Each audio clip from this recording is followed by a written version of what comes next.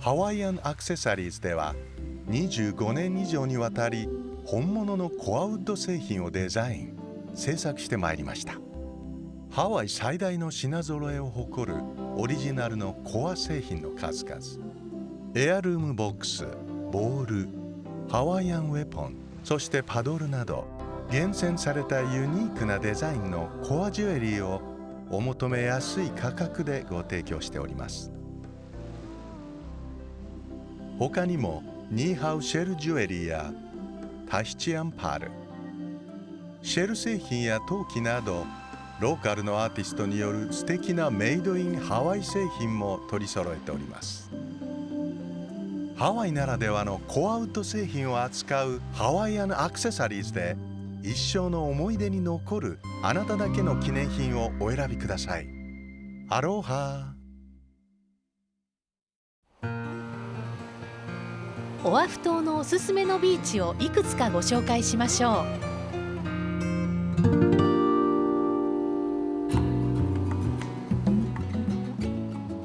う。ワイキキのビーチは実はいくつもの砂浜が連なっています。東からダイヤモンドヘッドに一番近いカイマナビーチ、西側にはデュークカハナモクの名のついたカハナモクビーチ。ワイキキビーチはかつて湿地帯と海の間に位置していました。やがて湿地帯は埋め立てられアラワイ運河となり、現在のようなリゾート地となりました。ここでは初めてのサーフィンレッスンやスタンドアップボード、スノーケルしたり泳いだりと何でも楽しめます。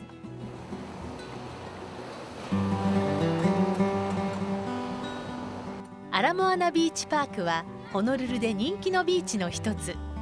とても穏やかな浅瀬の海で2キロのスイミングコースがあるため、泳ぐ人やスタンドアップパドルボートに乗る人も多く、家族連れがたくさん集まります。芝生の大きな公園もあり、週末になると家族連れでにぎわいます。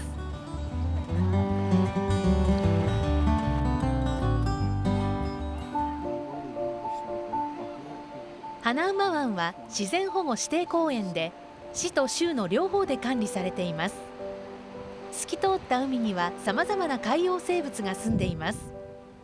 もともとは火山のクレーターで、片側が海に浸食されてこの形になりました。何千万年も昔のことです。やがてクレーターに水が入り込み湾となりました。花馬湾はエルビス・プレスリーの一番有名な映画「ブルーハワイ」の撮影場所としても知られています。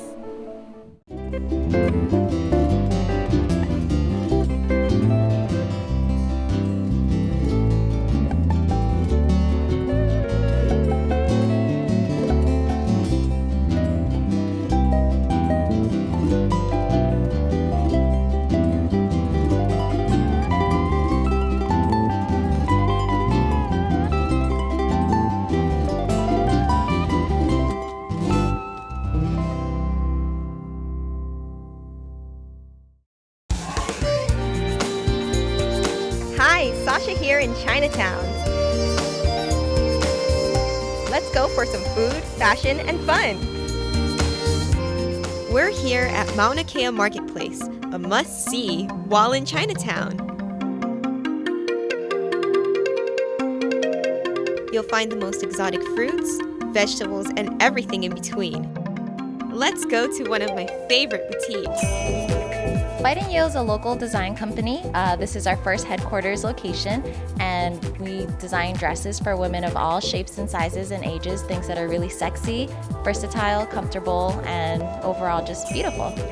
Love this one. This is the ultimate sexy dress, kind of hides as well as accentuates. Let's go get some lunch.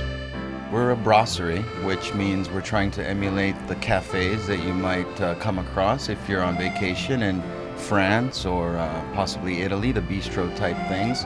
We do a lot of French style dishes, so you're going to find the escargot, the bouillabaisse, things like that we offer here at Brasserie Duval. We're here at the Tin Can Mailman, a great Hawaiiana store. We have stuff that you're not going to find everywhere else to bring home to people. Vintage postcards, vintage jewelry, old pinups, some nice pottery. It's like the cool gifts you bring home to people. Next time you're in Chinatown, come back and see us again. We've got something for everybody. I like to just kick back and drink my favorite wine, which is J. Moss. This wine has got some vanilla, cherry, grapefruit. It's great every day, just kick back and drink wine. Cheers to a day of food, fashion, and fun. Come to Chinatown every first Friday and join the party. Chinatown is easily accessible from Waikiki by bus and trolley. Aloha vacationers!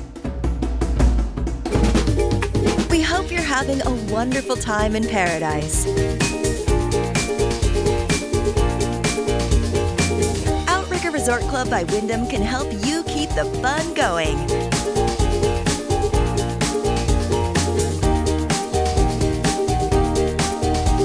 Pick up a Hawaiian souvenir at our desk next to the Activities Center. Mahalo! A lot of folks can't leave Hawaii until they've visited Leonard's. We're really known for malasadas. We started doing that at about 1953. My father, Leonard Rego Sr., started the bakery in this location on February 12th of 1957. A malasada is a Portuguese donut. It originated in the Azores off of Portugal. It's shaped into these little balls. They should be right around 2 ounces. Really quite interesting how they manipulate the dough. When you get good at it, which takes a while, they can make quite a few of them in a very short period of time. We have the original, which is just rolled in granulated sugar, the cinnamon, and then we have different fillings, which is called malasada puffs. We have a bunch of different flavors. I'm a pudding person. I love halpia, dobage, and they really are good. I love them, Phil. It's really cool because we are really happy to see people. We're just really fortunate that we've started the craze. ハワイアンアクセサリーズでは25年以上にわたり本物のコアウッド製品をデザイン制作してまいりました。ハワイ最大の品揃えを誇るオリジナルのコア製品の数々、エアルームボックス、ボール、ハワイアンウェポン、そしてパドルなど厳選されたユニークなデザインのコアジュエリーをお求めやすい価格でご提供しております。他にもニーハウシェルジュエリーやタヒチアンパール、シェル製品や陶器などローカルのアーティストによる素敵なメイドインハワイ製品も取り揃えております。ハワイならではのコアウッド製品を扱うハワイアンアクセサリーズで一生の思い出に残るあなただけの記念品をお選びください。アロハ。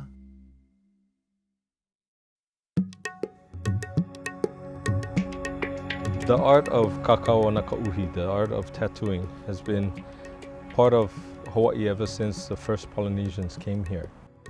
I never started tattooing to become a tattooist. That might sound odd, but it's the truth.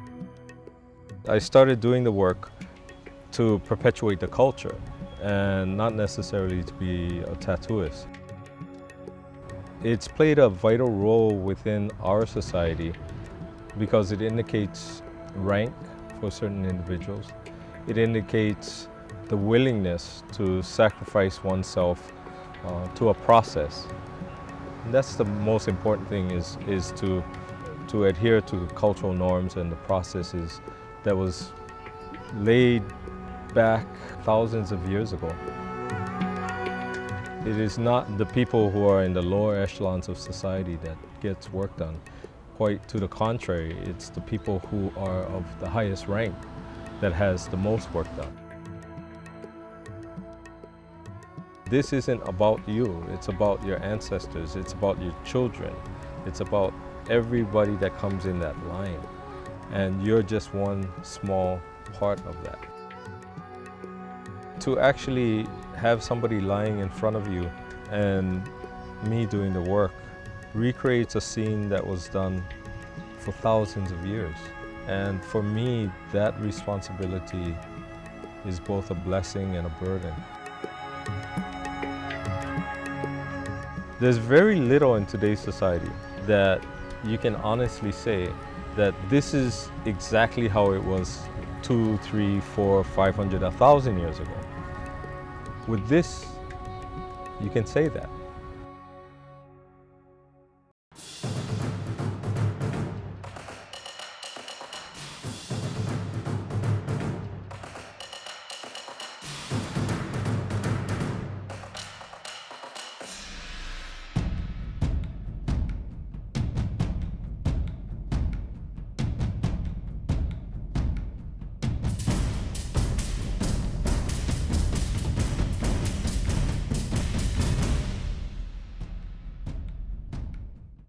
inspired by the art of the Pacific Islands. Noa noa. Noa noa. Noa noa. Noa noa. Noa noa. Color and comfort. Noa noa. Feel the spirit of Polynesia. Noa noa. From morning to night. Noa noa. Noa noa. Noa noa. Noa noa. Always elegant. Noa noa. There was a kind of a dichotomy in the ancient Hawaiian universe between the realm of people and the realm of the gods. The Wau Kanaka was the realm of people. Kanaka is a person in Hawaiian. And that was in the lowlands, next to the sea, next to your agricultural fields and your house. And the Wauakua, the realm of the gods, was in the uplands, where that which grew was not as a result of human effort. It was a result of a higher power.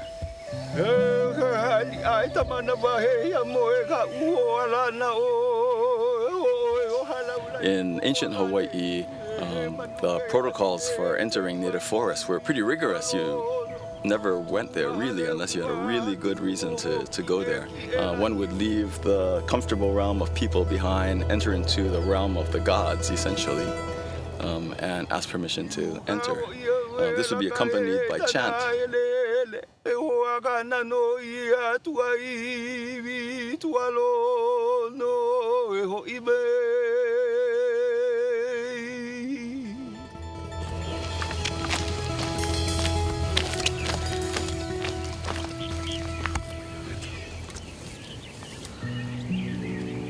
So here we are up in the Ko'olau Mountains, which is the backdrop over Honolulu. And today we're going to be talking about Hawaiians and the natural world and the way that the natural world interweaves so tightly in Hawaiian culture. This is a koa tree. Koa is dominant, especially in the lowland mesic forest. Mesic is one of those words that means not too wet and not too dry. Koa loves those middle conditions. And this one's a fairly hefty one for the island of Oahu. It's those massive koa trees that form the hulls of the voyaging canoes. Koa is also the Hawaiian word for warrior. The fierceness and the steadfastness of a warrior is embodied in this tree. Just about every single native plant in the Hawaiian forest has a story about its use and its significance in Hawaiian culture. This is pukiave, and it's a native shrub. It's a heather, and it grows anywhere from low elevations like this all the way up to tree line at nearly 10,000 feet on the island of Hawaii. So it's a very versatile and hardy shrub. The wood of the pukiave is very flammable. In ancient times, and even to today, the ashes and the smoke of the pukiave are used to temporarily lower the status of high-ranking people. In ancient times, the Hawaiian chiefs would have what is called mana. It's called spiritual presence or power. And the pukiave was used to temporarily lower the mana of high chiefs in order for them to be able to interact with folks of different levels of spiritual power.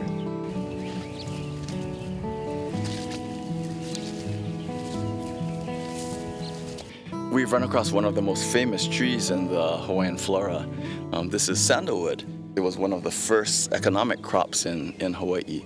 One of the interesting things about Hawaiian plants is that they're usually full of pigments. This one might yield a really nice orange brown or yellowish brown dye. So I'm going to take some of these cuttings and see what I can make of it a little bit later.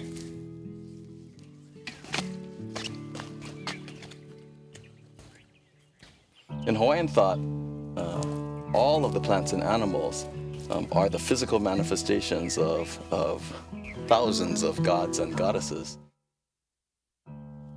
This plant is called Naupaka kuahivi. Down at the shore, there's an ocean shrub with much larger, shiny leaves.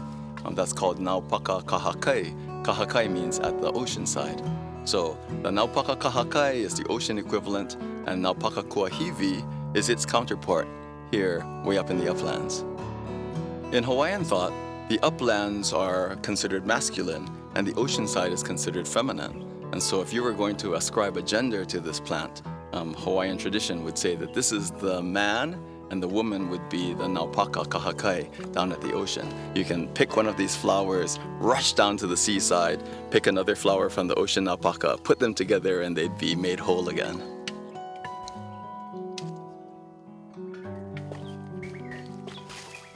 Here we have pala'a.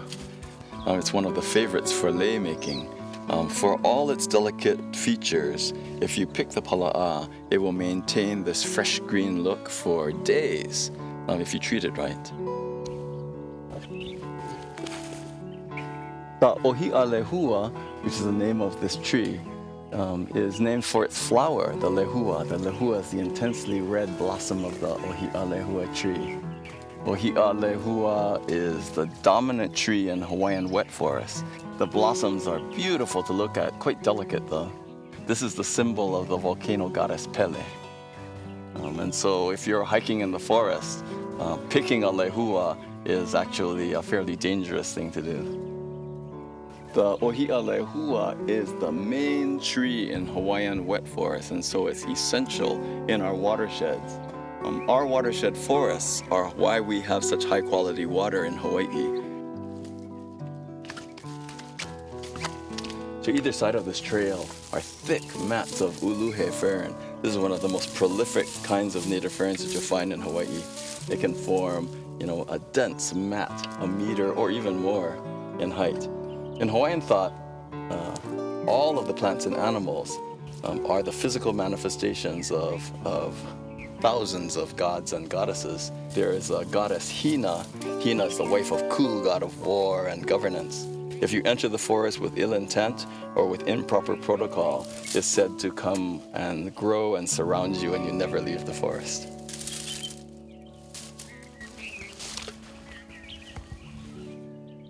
Over here, we're literally just a few meters away from what was extremely rich and beautiful native forest. And we see the dark side of Hawaiian forest now. In an environment as benign as Hawaii, whenever you bring in a new species and it finds a niche that it likes, without its natural enemies in place, it can proliferate without control. It's a very sad thing, and it's one of the major threats to our native Hawaiian forest. I find myself, whenever I'm working in a remote area doing conservation biology, surrounded by the native plants and animals that I know had cultural uses by ancient Hawaiians and that still have powerful significance to me personally today. We're talking about an island system that had millions of years to evolve before the first people got here, the ancestors of Hawaiians.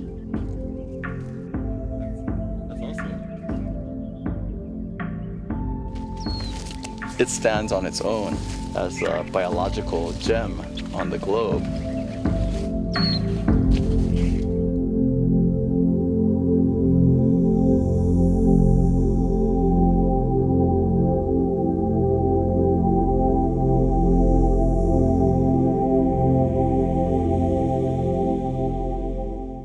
Aloha vacationers.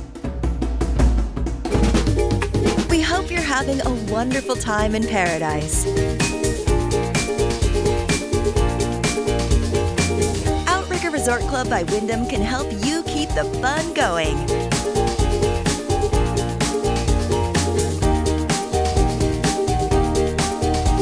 Pick up a Hawaiian souvenir at our desk next to the Activities Center.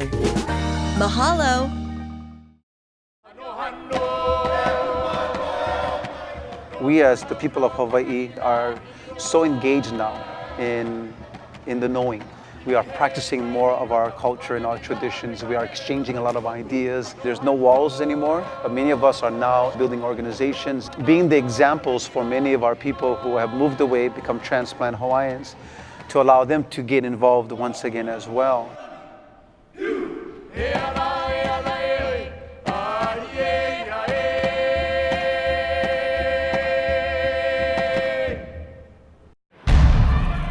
Hula does connect to male. The hula does connect to the female. Hula does connect to the creator. Hula connects to earth and sky, land, creatures, everything. Everything in our hula, again, goes back to life.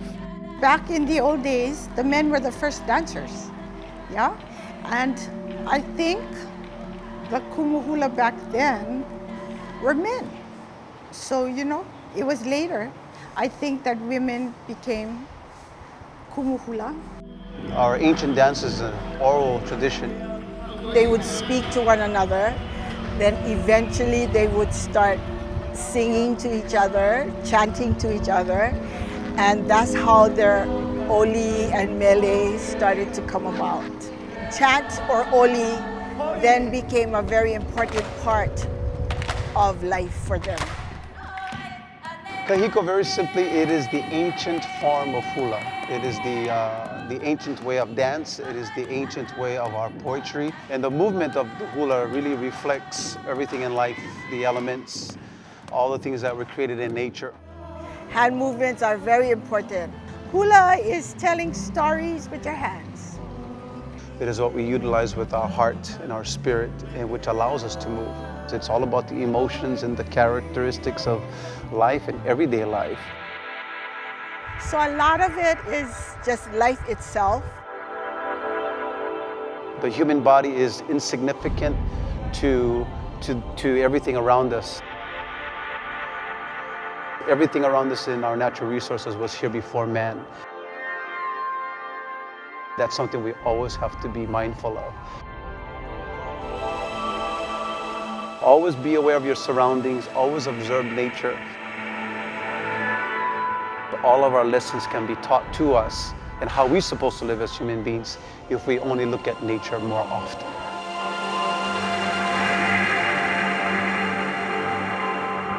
There are implements that were actually conceived only for the hula.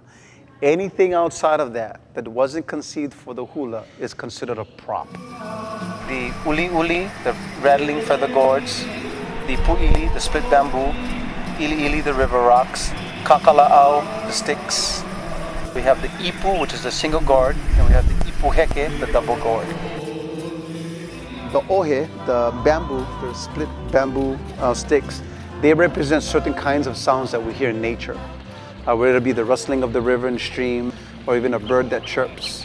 It could even represent thunder, lightning, rumbling, things of that sort, crackling. But also the pu'ili, the split bamboo, is also quite vigorous and fast, and you can use it to create incredible dances.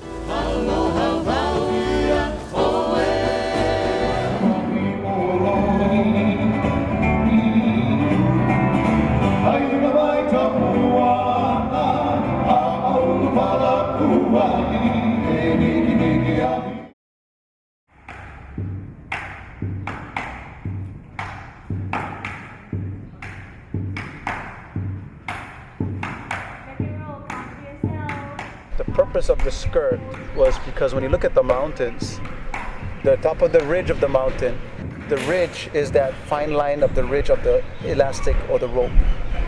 When you look at the valleys, that is all the flows of the skirt. Underneath the skirt, like the earth, it brings warmth, and when you begin to dance, everything underneath becomes heated and warm. There is a natural energy that comes with the ancient dances. It's when we can get rid of our human self and try to put ourselves in that origin, or to reenact what it is we're portraying in the dance. Hawaiians like to use metaphors, illusions, personifications, and hide the true meanings. Using plants, using water, using mud, using ferns, using the caressing of the mist, or being overwhelmed and being overwhelmed by the rain, being drenched by that. These are all poetical concepts that we use. Earth and sky. That alone is a 24-hour procreational concept. Everything evolves 24/7. That everything was created before man, that are considered to be traditional, hasn't been altered for generations. They are intact as they were passed down for many generations. When James Cook arrived, they also brought with them their Christian faith. And when they saw the hula being performed, they thought that what we were doing was heathen to some degree, and gave off the wrong kind of influence that they saw as being sinful. That caused a big uproar. I know hula was stopped. So when the missionaries came, they felt the hula was vulgar. They saw it to be that way. The gyrating of the hips and doing those kinds of movements, we didn't see it as distasteful. We saw it as a way of celebrating life. So we all ended up practicing the hula actually in hideaways and in caves. They did it in hiding because they could not do it in the open. And then King David Kalakaua started to allow it at his many gatherings and parties. And so that's why we have the Merrimonic Festival in his honor, because he really revived the hula and brought it back to life. Today, in the 21st century, actually the hula has revived itself in Waikiki.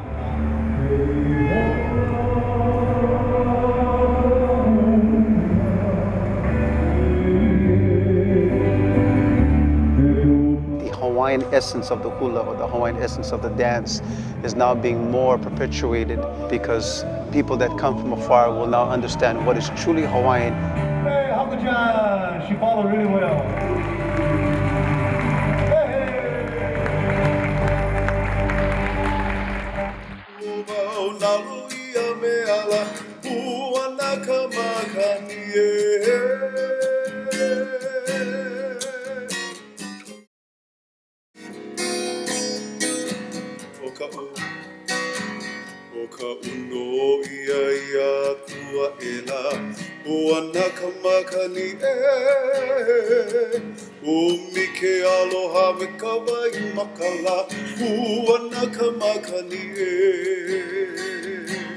There is a thing called classical hula. Hula awana is the modern dance. And there was a period actually that was called the hula ku'i. Ku'i meaning to add. There was a period where we were being influenced with personalized instruments and hymns and songs and music. I would say that awana came about when they started to introduce the musical string instruments to Hawaii. Yeah, because in kahiko, it's just the pahu, the drum, and the ipu. When you get into awana, you then have the ukulele, the guitar, steel, piano, bass, all those musical instruments come into view. That's when Hawaiians started to just be more free in what they were doing. Awana literally means to wander. So we wandered away from our root.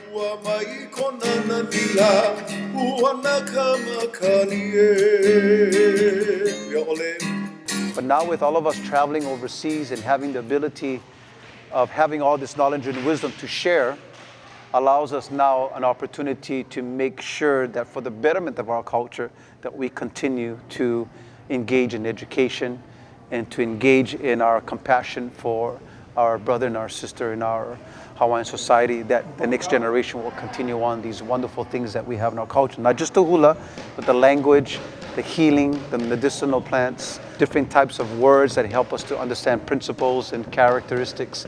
These are all happening today. So it is a good time for us now. We got tons of people speaking Hawaiian again.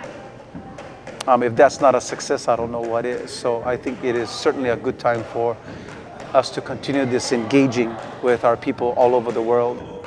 The responsibility of a kumu is to continue to carry on the hula traditions. So in the future of hula for kahiko, we only can hope and pray that it'll remain very traditional and that everybody in the hula, whether they are kumu hula practitioner of the hula, has the ability to make good decisions. This is probably one of the most hardworking generations now, the generation that I'm in.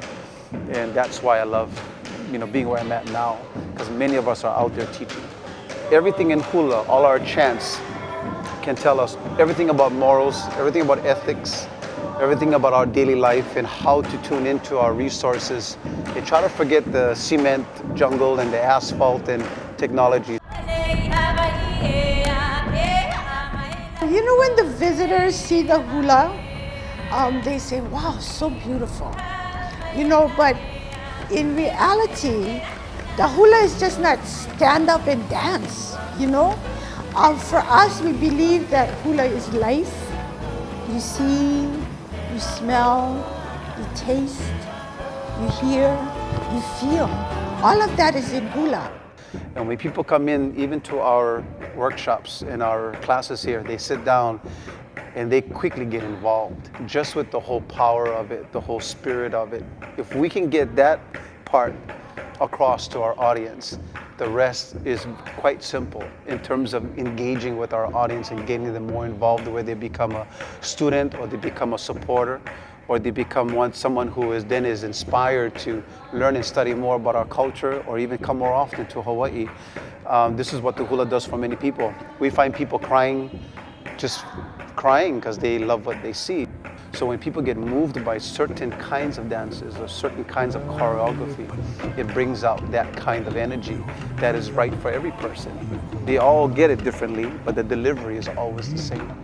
For us, hula is life because we can learn everything about our life through hula, because the oral traditions, all our ancient texts, tells us everything about how we should live.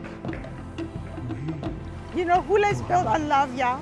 So when we hula, in teaching our haumana or our students, you don't come to hula to just be a robot and wind you up and you dance, yeah?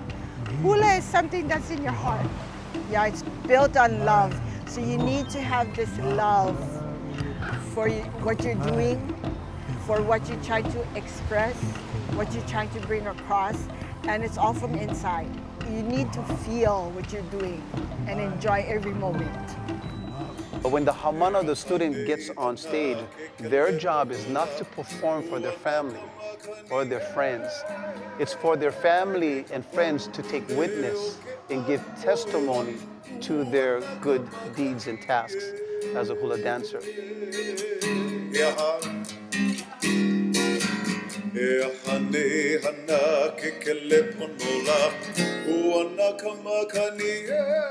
I think it's important that we pass it on, because if we don't, that particular legacy or hula tradition is then lost. I have 2 students that have been with me since day one, and I did sit them down and explain to them that in order for our legacy to continue, I will need someone to help perpetuate it and carry it forth, and they know that. And when the time is right, we will then sit down and talk about proper protocol. When the time is right, we'll be ready. They'll be ready, I'm sure.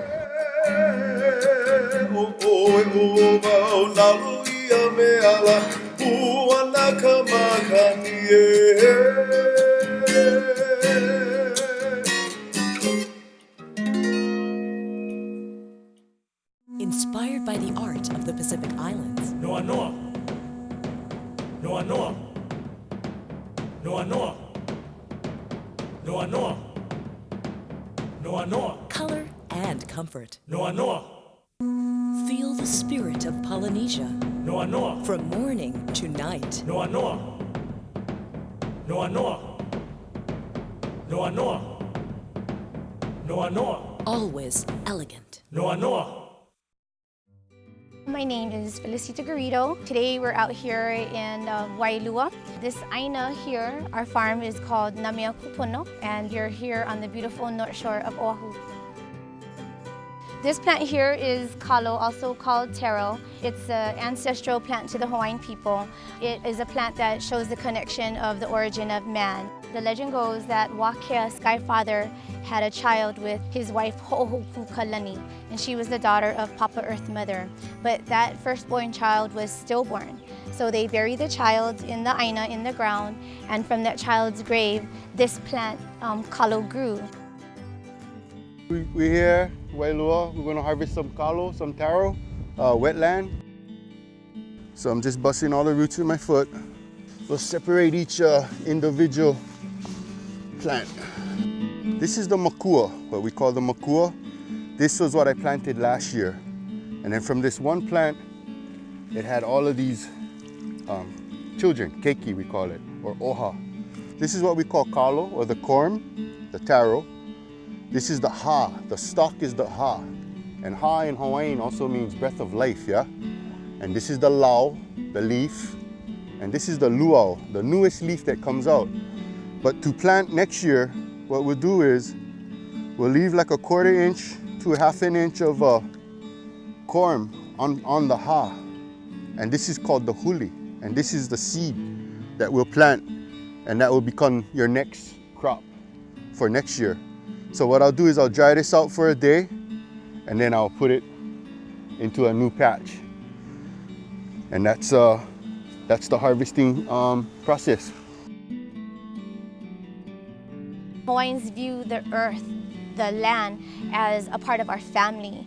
And so therefore, when we are planting the kalo, we are continuing that relationship of we take care of the land and the land takes care of us.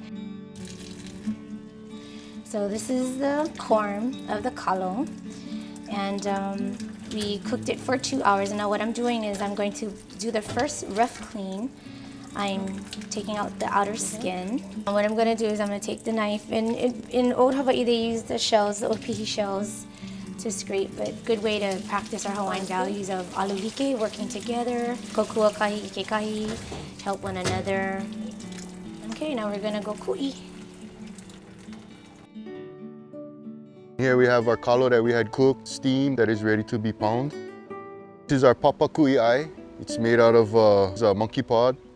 And this is our pohaku ku'i'ai, made out of stone. Pohaku is stone, ku'i is to pound, and ai is to eat, yeah? So papa ku'i'ai, pohaku ku'i'ai. Have some pieces of kalo.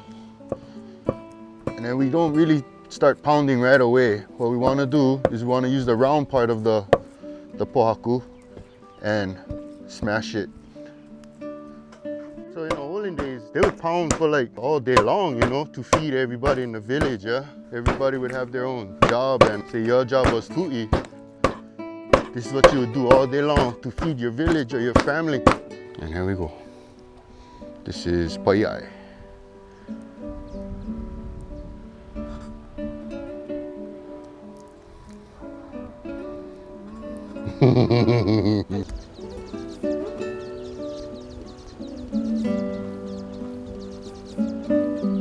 It's our kuleana, our responsibility to make sure that we teach our keiki, our children of today, to walk humbly on the earth and treat the earth with respect, because the earth is what gives us life. The people of Hawaii, we are the kalo that are planted in this aina. And so we're the ones who have that kuleana to take care of the land, to preserve what we have, and to pass on to the next generation the treasures of Hawaii, so that Hawaii will continue to live.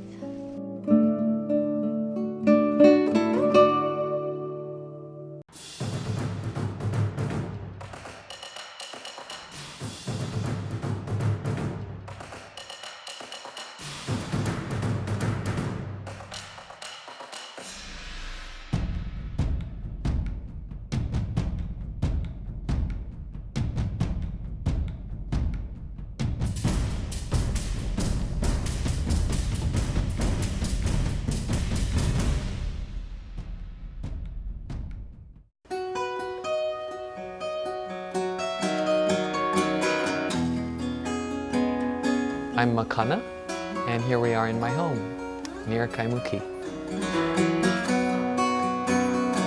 The style of guitar that I grew up playing is called Hawaiian slack key guitar.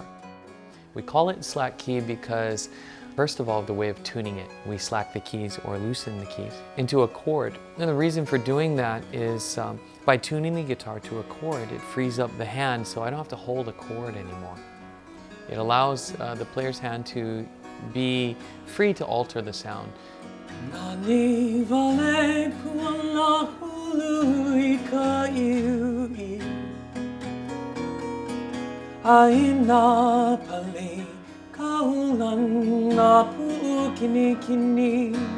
It's also a way of playing where the player simulates a bass, rhythm, and melody simultaneously. So in essence, slack key guitar is simulating 2 or 3 guitars on a single guitar. And when you listen to it, it sounds like that. It sounds very symphonic. It's a music that conveys the essence of Hawaii. You could be sitting in a flat in New York or Tokyo or anywhere in the world, and put on that Hawaiian song and it gives you a sense of place, a sense of feeling.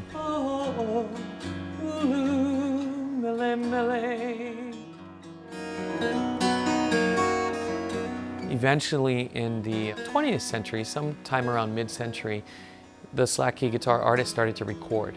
Of course, one of the most famous recordings is Gabi Pahinui singing Hi'ilave.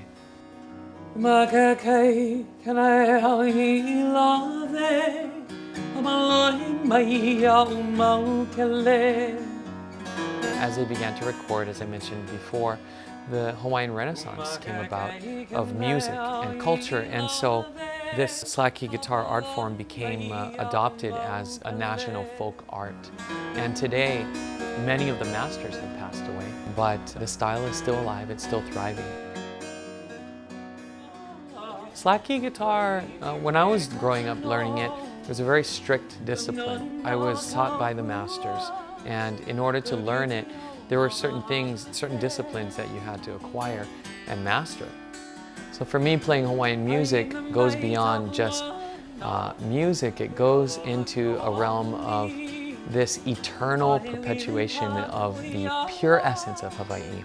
No matter what happens with the physical Hawaii, Hawaiian music always contains that spirit of Hawaii, and it's eternal. Yeah, it never changes, so it can always convey it no matter where you are or who you are.